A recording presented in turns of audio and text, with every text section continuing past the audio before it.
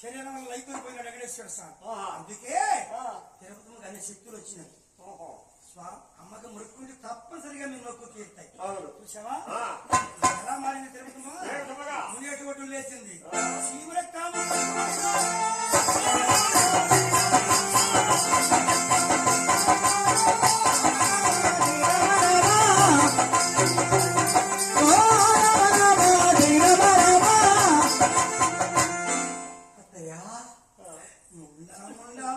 ముండని దూషించావే మేనంత తప్పలేదు. ఇదిగో నీ పెద్ద కుమారుడు గోపురాజు తెలుసు, అడవిలో పెద్ద పులు వేసిందట. అత్తయ్య నిన్ను ఏం అడగడలేదు. పసుకుంకాము నన్ను పెట్టదమ్మా.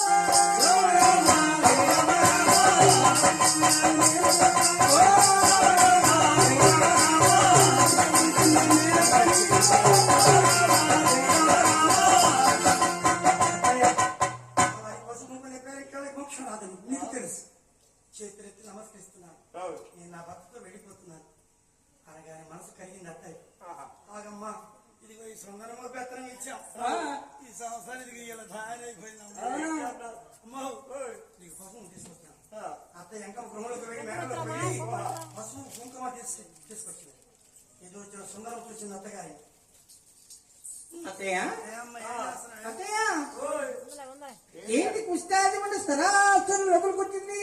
అబ్బా గోపురం మరణించాడట, జడ్జి మరణించిందట, తీరిందట. అందుకని ఒక పసుపు గొప్ప కావాలంటే అత్తయ్య దాని దగ్గర సత్యం ఉంటే దాని భర్త ఎందుకు మరణిస్తాడు? దానికి పుష్పం ఎందుకు వస్తుంది? అయినా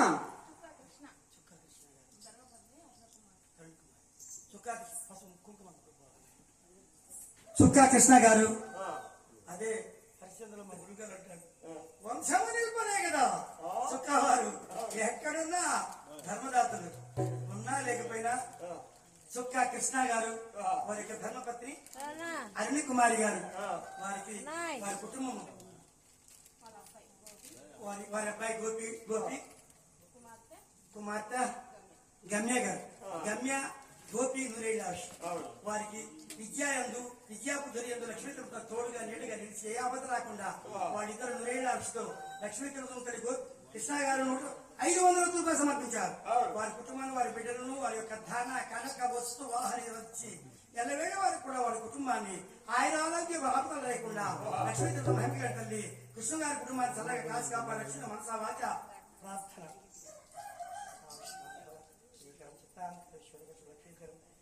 సుమంగళి భవ ఆయుష్మాన్ భవ.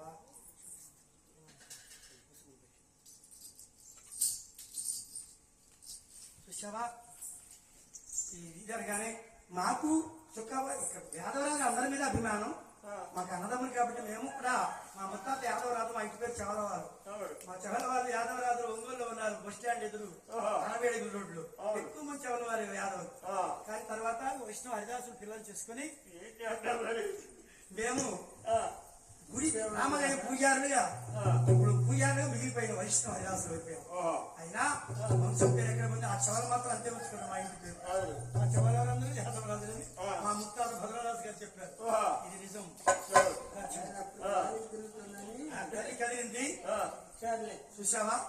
తల్లి కదిలి వస్తుంటే పసుపు తీసుకొచ్చిన అత్త ఎక్కడ వచ్చింది? ఎవరెవరు డబ్బులు కింద పడి కాలు మీద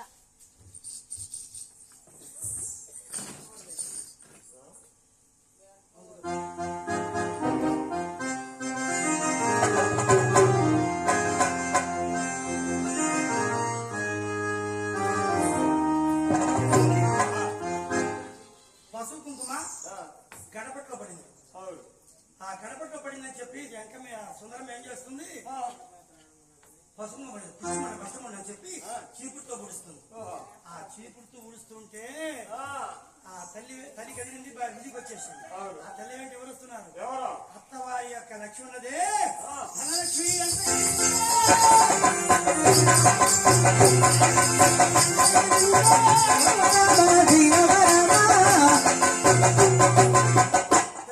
ధనలక్ష్మి కదిలి వెళ్ళిపోతుంది.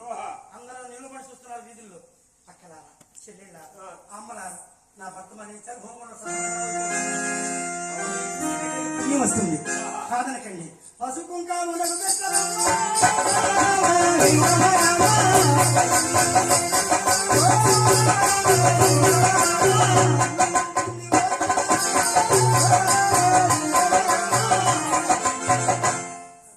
చూసావా? అందరు తలుపులేస్తున్నారు అన్నయ్య. మంచి మాట నాకు చెప్పబడుతున్నాం. ఎవరైనా స్త్రీలు గాని పురుషులు ఒడవకూడదు. స్త్రీలు గడపట్లో చీపులు తగిలి ఒడవకూడదు.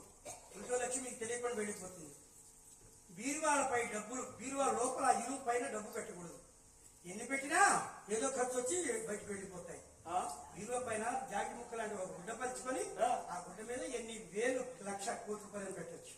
అప్పుడు మీ డబ్బులు మీ ఇంట్లోనే ఉంటాయి. ఖచ్చితంగా ఉంటాయి. బీరువా పైన బరువు పెట్టుకుంటాయి. బరువు పెడితే బీరువా డబ్బులు మీకు తెలియకుండా వెళ్ళిపోతాయి. మా ఇంట్లో మా కోడలు పరుపు లేదు, ఆ పరుపు పెడుతుంది పైన. మీకు వాడు నీకు ఒక్కడే కుమారుడు నాగరాజు. నాగరాజు చాలా మంచివాడు. వాళ్ళకి తెలియదేమో, వాళ్ళకి తెలియదేమో చెప్పాలి. చెప్పిన ఎల్ల కుదరదు చెప్పాలి. పెట్టకూడదు బరువు. సరే చూసావా? ఇంటి ఎదురుగా వచ్చి చెప్పులు వాకి ఎదురుగా వెళ్ళకూడదు. చెప్పులు చీపురు ఒక చోట పెట్టకూడదు. చీపురు లక్ష్మితో సమానం. చెప్పులు మాత్రము శని. శని వెంటనే పెద్దమ్మ వస్తుంది ఇంట్లోకి. పెద్దమ్మ ఆయన వచ్చిందంటే మన ఇంట్లో డబ్బులని వెళ్ళిపోతాయి. అలాగనే ఆగిపోయిన గడియారాలు ఇంట్లో ఉంచకూడదు. 6 ఏళ్ళ లేకపోతే బాగు చేయించుకోవాలి. కావున ఇంకొక విశేషం, అద్దము పగిలితే ఇంట్లో ఉండకూడదు. మనసు విరిగిపోతుంది. అందుకని అద్దం పగిలితే వెంటనే బాగేయాలి. ఇదంతా బాగు చేయించుకోవాలి. ఉండకూడదు. అలా ఉండకూడదు నాయన. మంచి మాటలు ఇవి. ఇంకా 100 మాటలు అని చెప్తాను ఈ విధంగా. అలాగనే మంచి జరగాలని కోరుకోవాలి. మీరందరూ బాగుంటే మేము బాగుంటాం అని ప్రతి మనిషిని బాగుండాలని కోరుకోవాలి.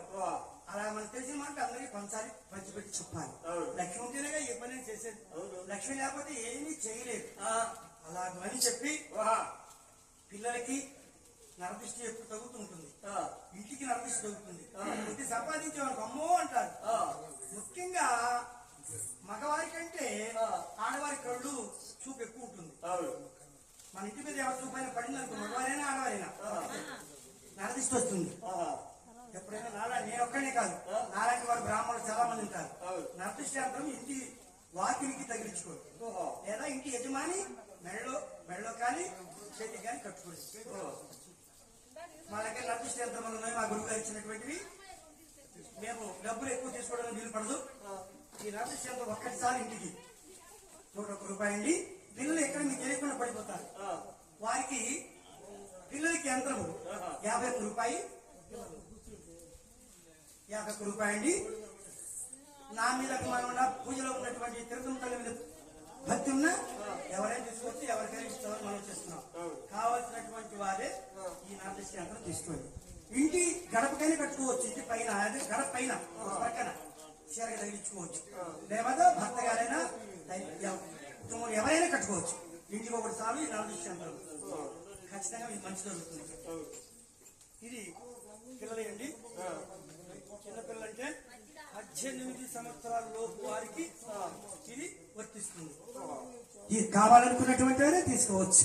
మీకు మంచి జరుగుతుంది, తప్పనిసరిగా జరుగుతుంది. అలాగని చెప్పి కదిలింది. నరదృష్టి ఇంటి మీద కాదు, మనుషుల మీద కూడా ఉంటుంది, పిల్లల మీద కూడా ఉంటుంది.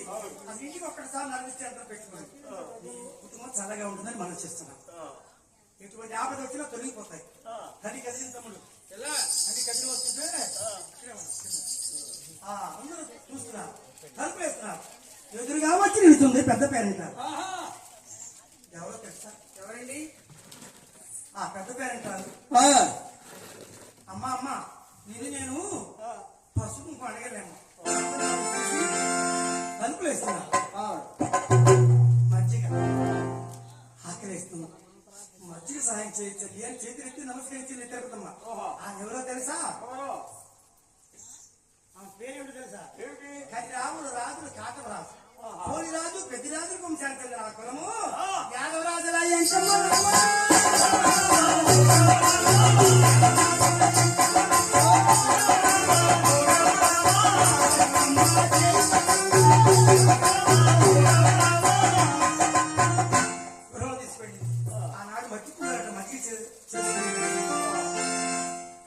మజ్జిగ కుండలు మట్టి కుండలు. ఆ మజ్జిగ ఇచ్చిన దేవి ఎవరు? యాదవరాజు లేకమ్మ. ఆ కన్న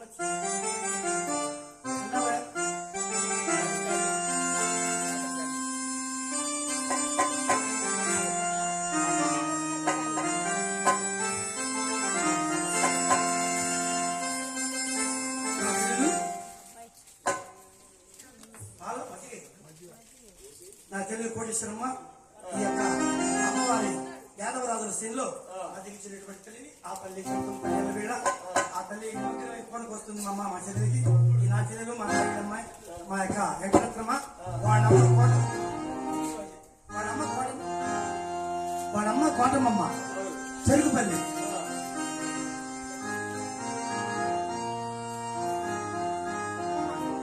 చెరుకుపల్లి నుండి తీసుకొచ్చింది మా అమ్మాయి తోటవారి పాలెం ఫస్ట్ సారి. ఆ తర్వాత కీతూరు పాలెం, పొల్లూరు పాలెం, వాడలేవు అన్ని 18 పాలెలు చేసాం. అక్కడ నుండి ఇక్కడ నుండి నెల్లూరు వరకు, ఒంగోలు చీరాల, అక్కడ నుండి వెంకటగిరి వరకు చేసి వచ్చాం. కనుక మా అమ్మాయికి సరే కనుక మా అమ్మాయి మంచిగా ఇచ్చింది. ఈ యొక్క రాష్ట్రంలో వారి కుటుంబాన్ని వారి మనవలకి బాగా చదువుకుంటున్నారు. వారికి ఉద్యోగం రావాలని మరీ అమ్మను కోరుకుంటున్నాను.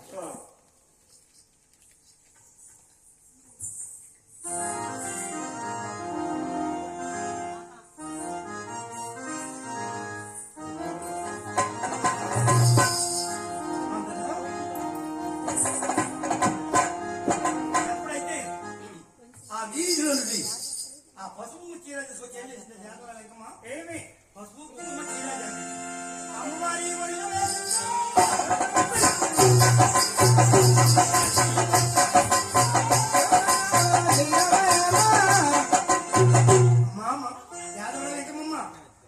తాకినటువంటి మట్టి కుండ నాలో సత్యం ఉంటే ఈ మట్టి కుండ నేను వీధిలోకి వెళ్ళగానే పాడువంతా బంగారం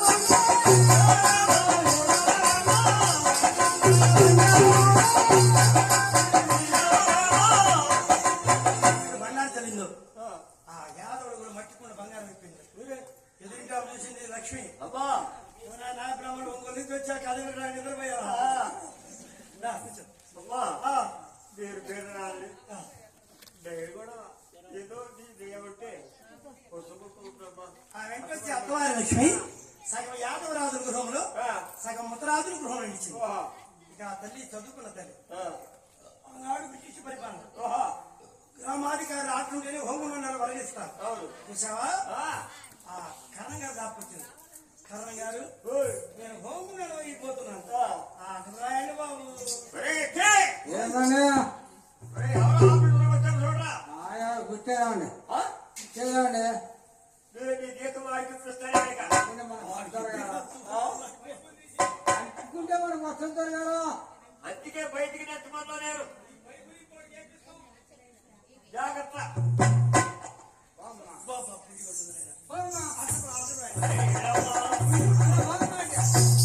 కరణం గారు ఈ విధంగా ఈ బాగా కనిపిస్తారు ఈ యొక్క గ్రామాధికారు కరణం గారి భవంతి చూసి కరణమయ్యో నీ ఇల్లు కాదా?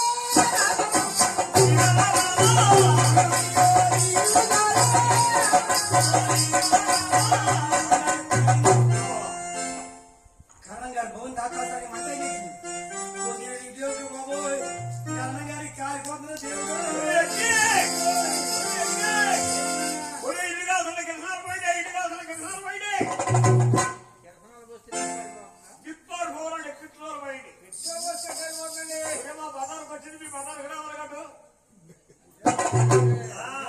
అందుకేనన్నా నల్ల బ్రాహ్మణ్ నమ్మకూడదు మా తాతగారు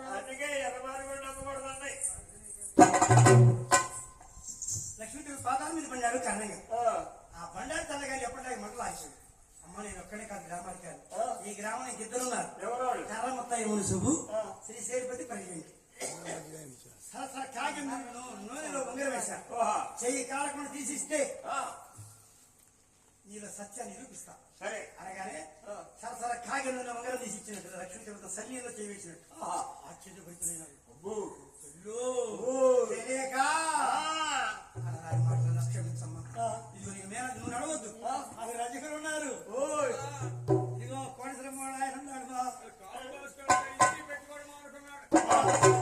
మా బావన్నాడు శ్రీనివాసరావు వచ్చాడు కనుకనే మేనా తీసుకొస్తా మేనాలు కూర్చో సరే నందిగామ కొట్టు 18 కిలోమీటర్లు ఇక్కడ పెనుగంచి పోరండి నందిగామ నిన్ను మా రజకులు తీసుకెళ్తారు నందిగామ కోర్టు కలెక్టర్ గారు ఆర్డర్ కోసం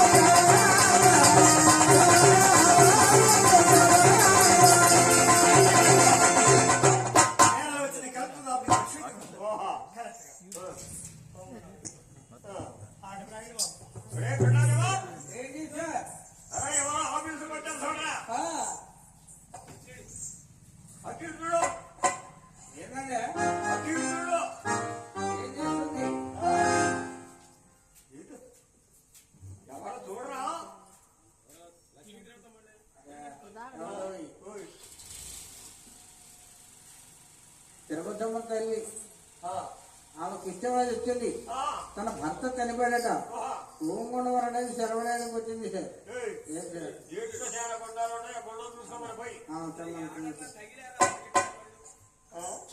మనకి ఎందుకు దొరగారు అందుకే బయటికి నెట్టమన్నారు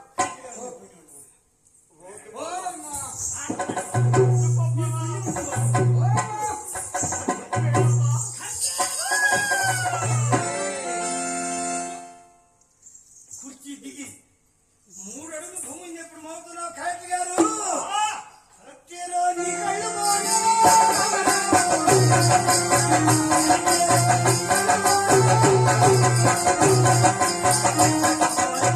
తెలిందో ఒరే జవా ఏమైనా సత్యం సత్యం ఉంటే ఏం కుర్చీ వస్తుంది చచ్చి ఉంటే ఈమెకి భర్తను మన్నిస్తారు. లేదు పుణ్యస్త్రీగానే వెళ్ళాలి కదా. అవును. భర్త ముందు వెళ్ళాడంటే ఈమె సత్యం ఉండదు. లేదు మాట ఆఫీసులో పోయారు. ముందు భార్య చనిపోతే ఆమె పుణ్యవతి.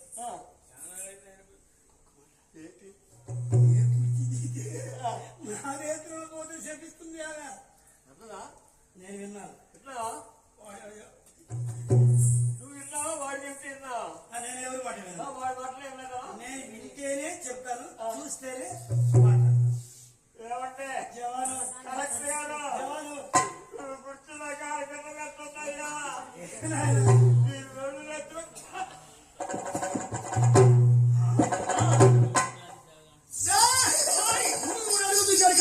ఆహా అయ్యా కలెక్టర్ కళ్ళు పోయినాయా.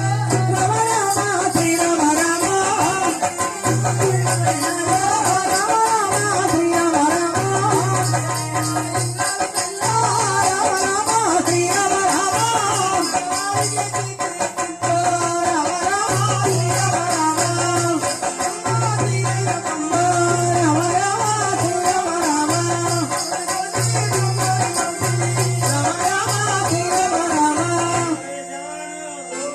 నా కళ్ళు పోయిరా దేవుడు.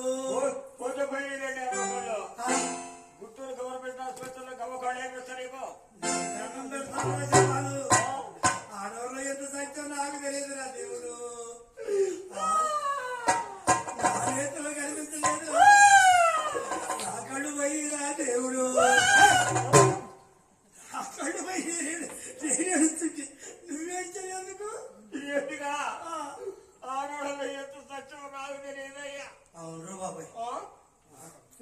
ఆడవాళ్ళు కొట్టగా ఆడవాళ్ళు కొట్టకూడదు. కొట్టకూడదు అసలు. కొడితే కొట్టు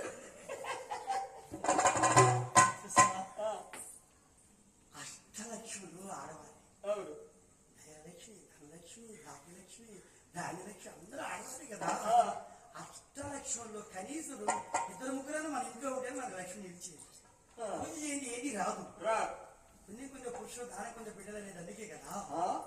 లక్ష్మి మన ఇంట్లో నిలవాలంటే ఆడవారిని ఎక్కడ ఏడిపిస్తారో, కన్నీళ్లు భూమి ఎందుకు రాలుతాయో అక్కడ దరిద్రం ఉంటుంది. దీన్ని పెట్టినా అక్కడ దరిద్రం ఉంటుంది. ఎందుకు దరిద్రం? ఇంకా రేయ్, అసలు ఎందుకు దొరికినది? అయ్యా అందుకే వాతండి మేము పడి వస్తుంది.